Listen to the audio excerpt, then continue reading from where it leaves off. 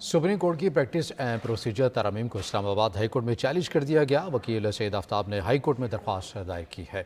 Supreme Court practice and procedure मुजवजा act को कलअदम करार देने की इस्तदा की गई है। बुनियादी मुतालबा सिर्फ आर्टिकल 184 के तहत फैसलों के खिलाफ हक अपील का था। दरख्वास्त में यह भी कहा गया कि अपील का हक चीफ जस्टिस के इख्तियारात में कमी लाए बगैर दिया जा सकता था। हाई कोर्ट के तर्ज पर इंट्रा कोर्ट अपील का हक दिया जा सकता था।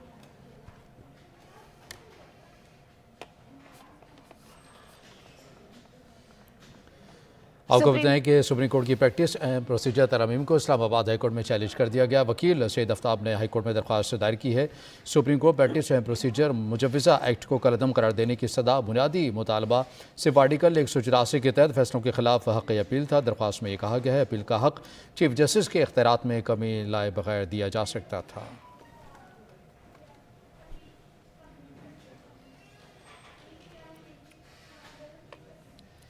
इसी हवाले से मजीद तफसीलात से आगाह करेंगे खुरम मलिक। बताइएगा खुरम।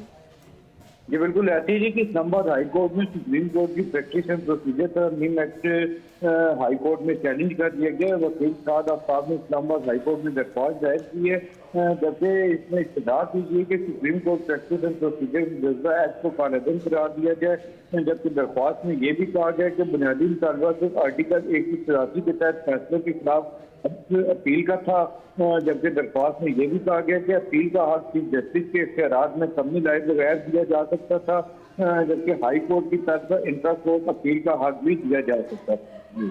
बहुत शुक्रिया खुरम, आप तफसीलात से आगाह कर रहे थे।